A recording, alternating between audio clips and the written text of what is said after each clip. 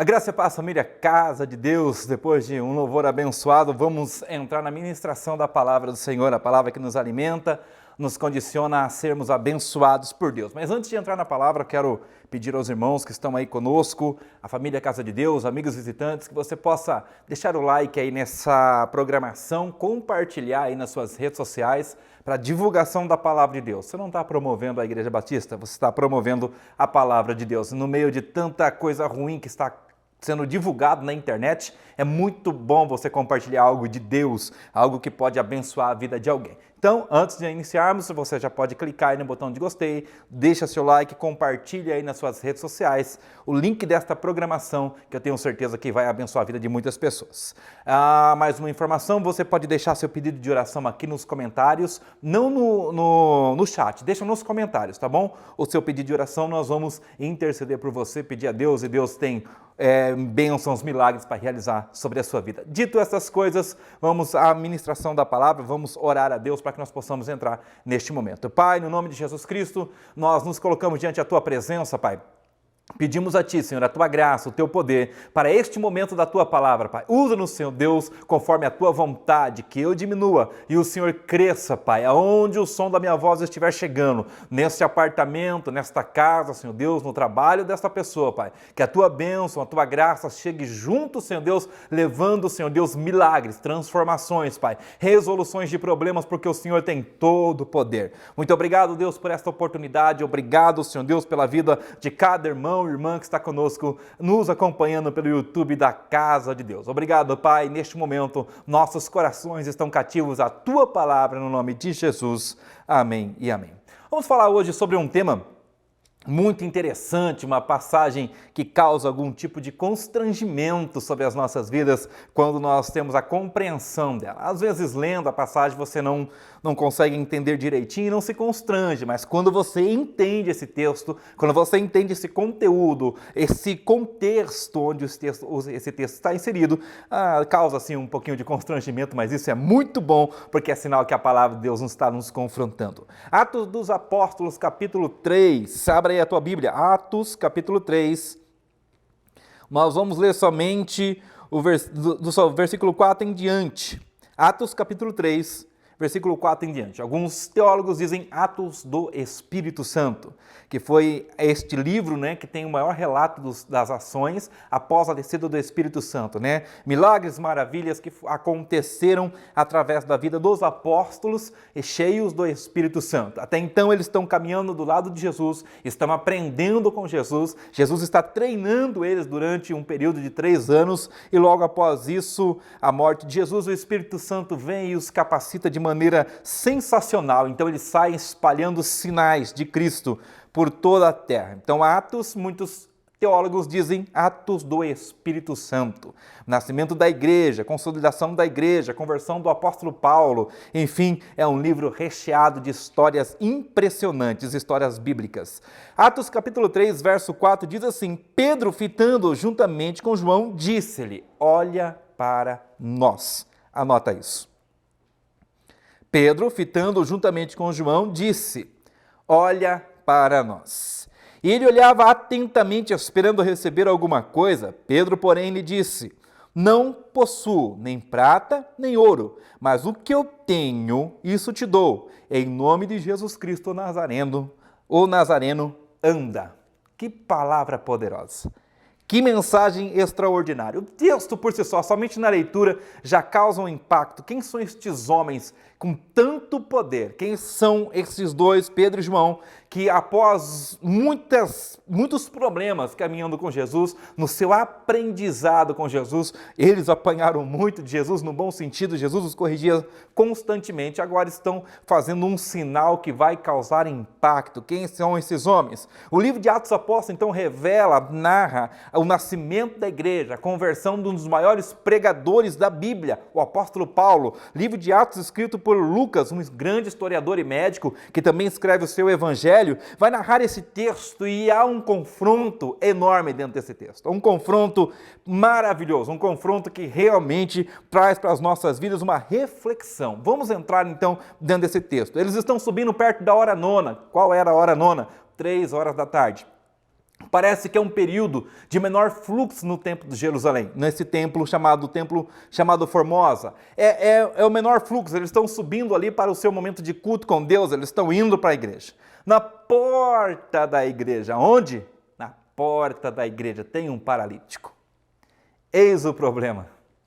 Tem um paralítico e o paralítico mendigava com alguma autorização. Esse paralítico mendigava exatamente na porta do templo. E vendo João e Pedro se achegando, menor fluxo de pessoa, logo ele vendo estes dois homens, pediu esmola a eles e foi como que automático.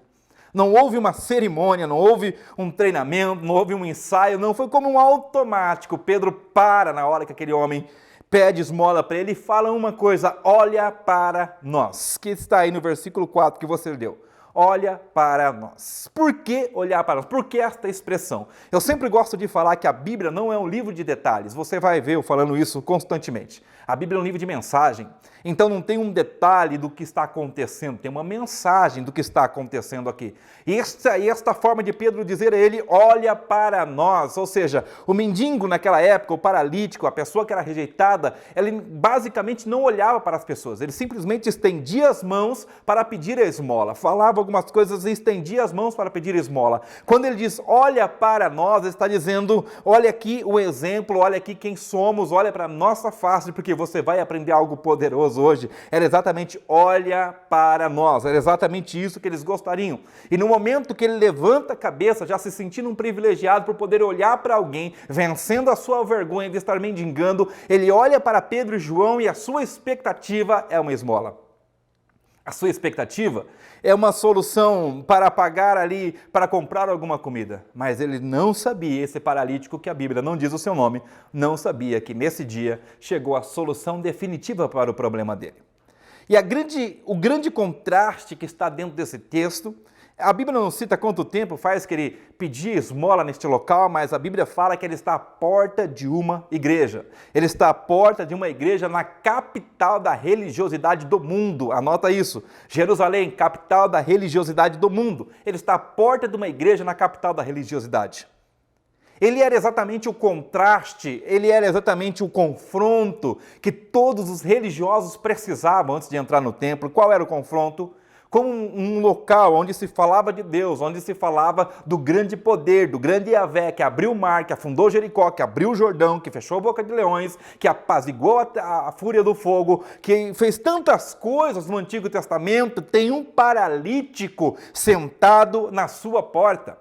Como pode um Deus todo-poderoso sendo adorado em um local e um paralítico sentado à sua porta, um sofredor assentado à sua porta? E muitas pessoas poderiam se questionar e olhar para aquele homem e dizer, é o pecado dele, são consequências do seu pecado, são consequências da sua maldade que trouxeram a ele essa situação, então deixa ele aprendendo com o seu erro, mas esse Deus todo-poderoso não tem intenção de enxergar e ver o sofrimento da pessoa e pactuar com o sofrimento das pessoas. Mas a pergunta é, como pode um paralítico na porta de um templo, de um grande Deus, um Deus todo-poderoso, um Deus que faz sinais e maravilhas, como pode? Ele era o contraste, ele era o confronto. Quando os sacerdotes entravam naquele templo, eles tinham que se deparar com a miséria de alguém na sua porta, de alguém num local tão religioso, que se falava tanto de Deus, ele se deparava com alguém na sua porta, paralítico. Imagina o confronto que era um sacerdote que iria ministrar uma palavra no templo, falar sobre o grande Deus que abriu o mar e não conseguia curar a perna do paralítico que estava sentado lá fora da igreja. Ele era o confronto da religiosidade. Ele era a pedra no sapato da vida religiosa daqueles que entravam no templo. Mas a diferença é que chegou dois homens que não eram religiosos, mas possuíam poder dado pelo Espírito Santo de Deus alguns dias atrás deste fato. Eles eram homens cheios de Deus, eles eram homens capazes de sentir o poder de Deus dentro de si e não precisavam de um ambiente, não precisavam de um templo, não precisavam de um título. Quem era Pedro e João, senão aqueles que andaram com o homem que foi crucificado? Quem eram estes homens que estavam chegando agora no templo para a sua adoração? Não eram um sacerdote, não tinham posições, não tocavam na banda, não cantavam no coral, não dirigiam os ônibus daquela igreja, eles não faziam nada disso, eles simplesmente tinham um Deus dentro de si. Aquele homem paralítico era exatamente o confronto sobre a religiosidade. E não posso deixar de já mencionar uma reflexão aqui. Quantas pessoas estão à porta da nossa igreja paralíticas, sofrendo? E quando eu falo igreja, eu estou falando da igreja que é Pedro e João, não estou falando da igreja que era o templo chamado Formosa, estou falando da igreja que era Pedro e João. O templo chamado Formosa era um local onde havia culto, onde havia sacrifícios, onde havia um misto religioso entre simpatizantes daquela fé, curiosos e pessoas realmente religiosas. Mas o paralítico na sua porta dizia, aquele templo, aquela beleza, tudo que se falam lá dentro dessa igreja não é verdade, porque aqui na porta estou eu paralítico. Quantas pessoas estão paralíticos aonde nós trabalhamos? Talvez eles andem, talvez falem, mas sofrem. Sofrem de mutilações, sofrem dores emocionais, sofrem por percas, sofrem por muitas coisas, e nós somos o Templo Formosa, religiosos, bonitos, frequentadores da presença de Deus, e as pessoas sofrem ao nosso lado. Pedro e João é exatamente o ensinamento bíblico. Pedro e João é exatamente o resultado de uma vida com Deus. Pedro e João não era o fruto da religiosidade cultural dos judeus. Pedro e João não era fruto de paradigmas que foram estabelecidos pelos seus pais. Pedro e João era fruto de 3 anos andando com Jesus e de um batismo poderoso no Espírito Santo que causa impacto e traz resultados. Pedro e João é exatamente este resultado. Pedro e João era exatamente o resultado de uma vida com Deus e não de ter nascido numa igreja e não de fazer parte de uma igreja. Pedro e João era exatamente este resultado. E o resultado daquele que anda com Deus é diferente do resultado daquele que anda na igreja, daquele que vai ao culto, daquele que tem uma cultura. E muita gente às vezes me fala, evangelista, eu nasci católico, eu sou evangélico, alguns falam eu sou assembleiano, outros dizem eu sou batista, sou da Deus e Amor, da Quadrangular. Que diferença isso faz quando as pessoas estão sofrendo à sua porta? Pedro e João não tinham religião, eles tinham Deus. E quando eles chegam num templo chamado Formosa, eles encontram o confronto da religiosidade. Existe um templo bonito, existe toda uma liturgia montada, existe todo um ritual de culto, mas não existe presença de Deus. E como que nós comprovamos isso? Quando eles dizem exatamente assim. Vamos olhar de um outro ângulo, então, para você entender. Eles poderiam ter chegado ali e ter dito assim, olha, eu vou orar por você e no nome de Jesus você vai andar. Eles poderiam ter feito isso, por que não? Quantas das vezes eles oraram por pessoas e as pessoas foram curadas? Quantas das vezes eles tocaram em alguém e essas pessoas foram curadas? Eles poderiam ter dito assim, em primeiro momento, levanta e anda porque Jesus é bom e vai te curar neste momento. Por que não poderiam ter feito isso? Mas eles disseram algo que confronta a nossa religiosidade. Eu vou repetir, eu sei se você puder colocar nos comentários, não no chat, nos comentários assim que encerrar o vídeo. Coloca, por favor. A diferença, a aplicação da frase deles é exatamente essa. Não tenho prata e não tenho ouro, mas o que eu tenho, vocês não têm. Não tenho prata, não tenho ouro, mas eu tenho a presença de Deus. É quando a presença de Deus não está atrelada a 4 paredes e um ritual litúrgico, quando a presença de Deus está dentro de nós. Esse foi o confronto da religiosidade. Eu vou repetir, eles poderiam ter chegado ali, orado por ele e dissesse a ele assim, eu abençoo você no nome de Jesus, levanta daí e anda.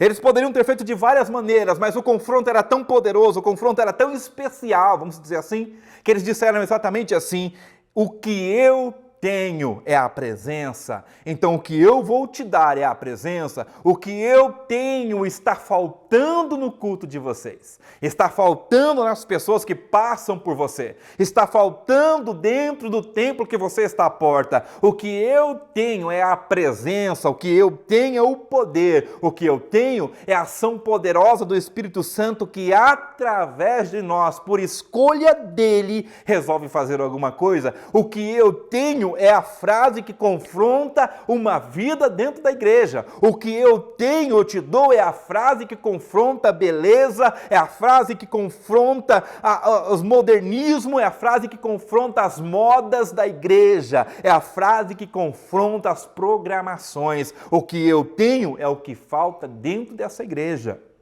E eles dizem exatamente assim.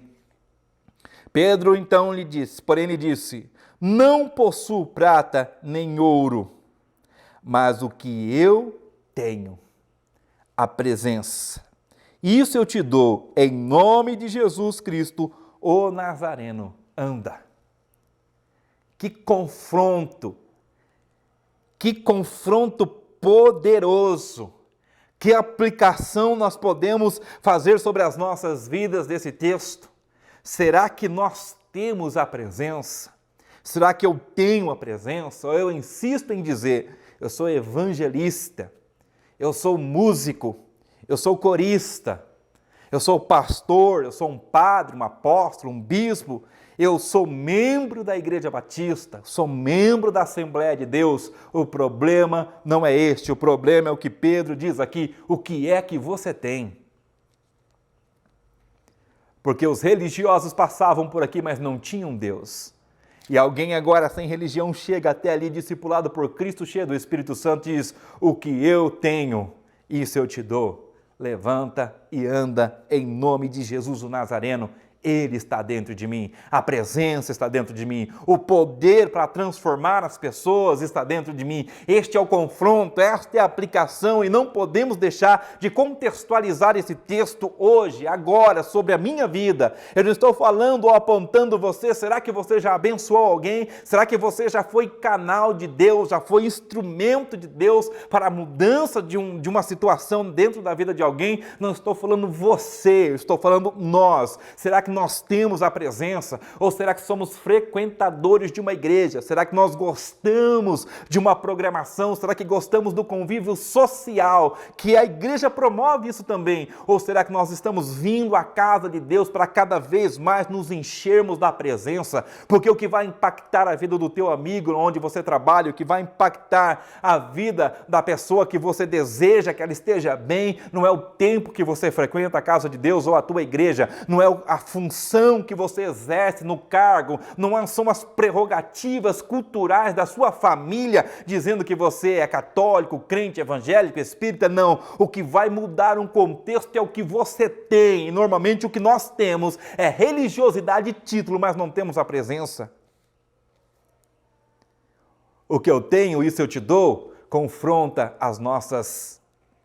os nossos paradigmas. Eu quero começar fazendo uma aplicação, quero terminar fazendo uma aplicação para você. Você tem ou não tem a presença de Deus? Porque é isso que vai fazer a diferença. É isso que vai mudar o contexto, é isso que vai mudar a realidade, é isso que vai abençoar as pessoas que estão à nossa volta, é a presença de Deus. Não são o legalismo, o cumprimento do legalismo religioso, não é cumprir rituais, obedecer liturgias, mas uma presença poderosa que confronta a nossa aparência.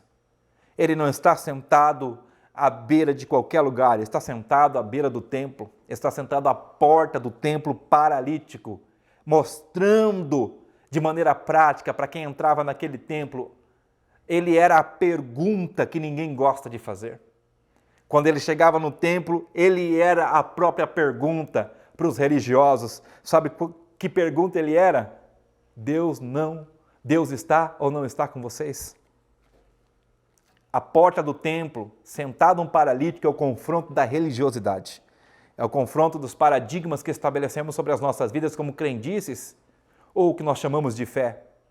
E Pedro e João diz, não é assim que funciona. Pedro e João dá exatamente a receita, o resultado. O que eu tenho, isso eu te dou. A presença de Deus, então levanta e anda. Temos nas nossas vidas esta autoridade que estava sobre Pedro e João. A minha vida, a sua vida, nós viemos para a igreja, para um momento de comunhão com os irmãos, de confraternizar com os irmãos, momento de se encher do poder de Deus na hora do louvor, na hora da oração, momento de nos alimentarmos com a palavra de Deus, enchermos a nossa alma da palavra de Deus, momento de enchermos com a presença de Deus, porque do lado de fora da igreja tem paralíticos esperando receber o que você tem. E muitas das vezes as nossas soluções pragmáticas não são eficientes para a vida de muitas pessoas que estão ao nosso lado. Nós precisamos do que Pedro e João tinham e hoje estão na presença dele. Nós precisamos dessa presença. Quando você vier ao culto, preze cada segundo, cada milésimo desse culto. Não se importe com quem está do seu lado, da sua esquerda ou da sua direita, mas ore a Deus aqui no ambiente de culto, na sua igreja, aonde você congrega, na nossa igreja. Se você é da família Casa de Deus, quando chegar aqui no momento do louvor, você entrega no momento do louvor. Sentir vontade de chorar, de se rasgar, se rasgue diante de Deus. Ore a Deus, seja dizimista, ofertante. Ouça a palavra, normalmente meia hora de palavra, você não vai guardar toda a palavra, mas anote um ponto para você poder trabalhar isso na semana. Porque o que você está fazendo, quando você faz isso, você está se enchendo da presença de Deus e você vai precisar dela lá fora. Pedro e João não estavam dentro do templo, mas estavam cheios de Deus fora do templo. Pedro e João estavam cheios de Deus, mas estavam indo para entrar no templo para adorar a Deus, porque ir à igreja é importante, estar debaixo de uma cobertura espiritual é importante. O que nós não podemos deixar é que estar numa igreja crie a falsa sensação, nos engane, venha nos sabotar dizendo que nós temos Deus nas nossas vidas, porque não é assim. Aquele que busca, aquele que se entrega, vai receber de Deus a sua presença. E quando a presença de Deus está em você, você pode compartilhar com alguém. Pedro disse, não tenho prata, não tenho ouro, mas o que eu tenho, isso eu te dou. E o que é que você tem, Pedro? O que é que você tem, João? A presença de Deus. Porque é isso que muda a história, é isso que muda as nossas vidas. Essa é a mensagem que eu gostaria de passar aos irmãos pelo Espírito de Deus. E que pudéssemos neste momento fazer uma reflexão, se você tem condições onde você está, feche os teus olhos, inclina a tua cabeça, reflita um pouco sobre a sua vida. Será que você não se acostumou a vir à igreja? Será que você não está acostumado a tocar na igreja? Será que você não se acostumou a dirigir os ônibus da igreja? Será que você não está acostumado, habituado, virou uma cultura na sua casa, nos finais de semana vir ao culto? Porque a presença de Deus nunca foi normal e nunca será normal. A presença de Deus sempre será um milagre. Todos os momentos. Reflita sobre a sua vida agora. Vou contar para vocês, mas só vocês aqui. Não conte para ninguém. Mas lá em Campo Limpo, a minha oração para os obreiros lá, você sabe qual é? E eu quero orar por você nesse sentido hoje. Sabe qual é a oração que eu faço para os meus obreiros lá de Campo Limpo, as pessoas que me ajudam lá? É que um endemoniado, alguém que tem alguém possesso de demônios na casa deles, leve na casa desses obreiros de Campo Limpo, para que eles possam expulsar. A minha oração é que alguém chegue na casa de algum obreiro de Campo Limpo, algum membro de Campo Limpo, com um morto no caixão e diz, ore por ele. Essa é a minha oração. A minha oração agora por você é que alguém bata na sua porta dizendo assim, eu preciso que você ore por mim. Porque você tem a presença de Deus para compartilhar. E eu gostaria que você pensasse nisso, se alguém batesse na sua porta agora, com uma pessoa totalmente possessa de demônios, você ligaria para o pastor Clóvis? Você ligaria para os pastores da igreja? Ou você diria assim, o que eu tenho, isso eu vou dar a ele, a presença, e você curaria essa pessoa, libertaria essa pessoa dos demônios que a atormentam? Vida cristã não é uma vida de festa, não é uma vida de oba-oba, vida cristã de compartilhar a presença de Deus com os que sofrem.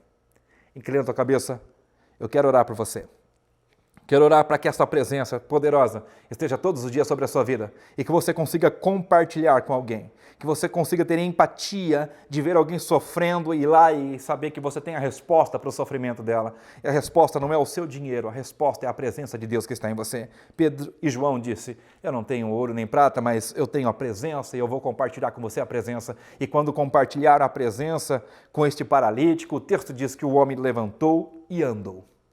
Vamos orar a Deus neste momento. Deus, em nome de Jesus, que estas oportunidades, Senhor Deus, apareçam sobre as nossas vidas, Pai. Nos confronta, Deus, dentro dos nossos paradigmas, nossa cultura religiosa, Pai. E nos coloca, Senhor Deus, em posições de servos, Pai, para estar, Senhor, diante ao Teu reino e compartilhar a Tua presença, Pai.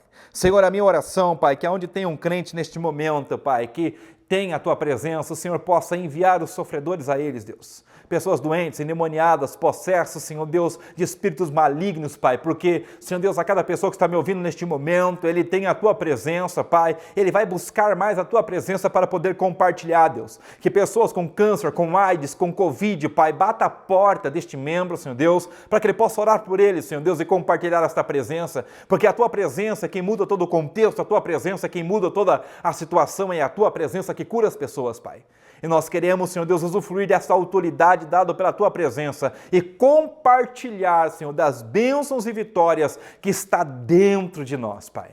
Muito obrigado por cada irmão e irmã que o Senhor vai usar nesse sentido, Pai. E que sejamos, Pai, como Pedro e João, Senhor Deus, que estavam indo adorar, mas a presença já estava dentro deles fora da igreja, Pai. Que sejamos como Pedro e João, Senhor, cheios do Teu poder e da Tua graça para poder abençoar as pessoas que estão à nossa volta, Pai. Muito obrigado, Deus. Muito obrigado pela vida de cada irmão e de cada irmã, em nome de Jesus e para a glória de Jesus. Amém e amém. Convido e desafio você a orar por alguém que vai deixar o seu comentário, o seu pedido de oração neste vídeo.